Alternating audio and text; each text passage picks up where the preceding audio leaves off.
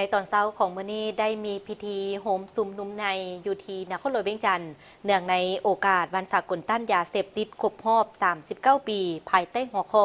สาวหนุ่มยุคใหม่ห่างไกลยาเสพติดพลเอกคำเลียงอุทาไกรสอนรองนายกรัฐมนตรีกระทรวงป้องกันประเทศ ทั้งเป็นประธานคณะกรรมาการแก้ไขปัญหายาเสพติดระดับชาติได้กล่าวในพิธีว่าสภาพการระบาดของปัญหายาเสพติดอยู่ในโลกและภาคพื้นได้ขยายตัวเป็นวงกว้างไปทั่วทุกมุมโลกด้วยหลายรูปแบบวิธีการมีลักษณะเป็นเครือข่ายข่ำซาดแน่นหนาโดยเฉพาะแม่นยาเสพติดชนิดใหม่ที่พร้อมแพร่ระบาดเป็นวงกว้างในสังคมปัจจุบันซึ่งมีหลายรูปแบบลักษณะรวมทั้งยาเสพติดชนิดอื่นๆอันได้เพิ่มความทวีอันตรายให้แหงเสื่อมโยงกับปัญหาการก่อการให้การฆ่าอาวุธอาชญากรรมข่ำซาดการฟอกเงินและอาชญากรรมที่ใช้ความรุนแรงประเภทต่างๆที่มีท่าเอียงเพิ่มขึ้นในแต่ละปีกลายเป็นภัยคมคูต่อการสร้างสรรค์พัฒนาเศรษฐกิจสังคมก็คือเสถียรภาพทางด้านการเมืองและความมั่นคงของบรรดาประชาชาติอยู่ในโลก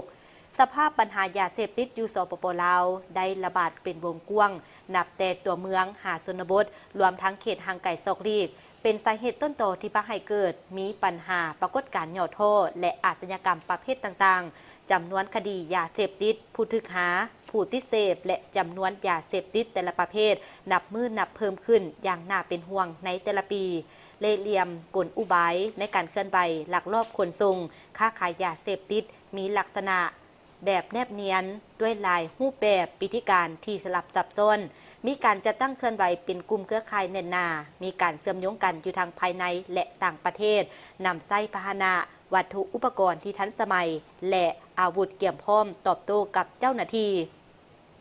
ในซุ้มปีที่ผ่านมาพรรครัฐบาลกำลังป้องกันความสงบก็คือองค์การปกครองท้องถิ่นได้ถือเอาการแก้ไขปัญหายาเสพติดเป็นเวียกปุริมาสิทธิ์ที่สำคัญจำเป็นรีบด่วนและซี่น้ำการนำพาแก้ไขปัญหายาเสพติดอย่างจดจ่อเอาจริงเอาจังโดยสมทบกับหลายมาตรการเพื่อแก้ไขเส้นได้สร้างพลังแห่งชาติว่าด้วยการแก้ไขปัญหายาเสพติดในปี 2021-2025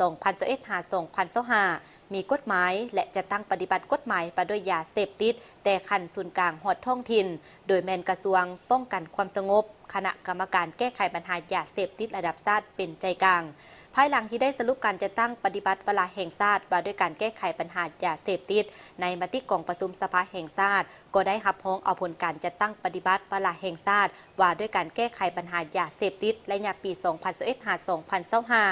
เห็นว่าเปียกงานแก้ไขปัญหายาเสพติดแม้มีความจำเป็นต้องได้สืบต่อเป็นแผนงานแห่งชาติพร้อมทั้งสืบต่อปรับปรุงกฎหมายนิติกรรมลุมกฎหมายจำนวนหนึ่งเพื่อรับประกันให้แก่เปียกงานแก้ไขปัญหายาเสพติดแต่ปี 2026-2030 ให้มีผลสำเร็จ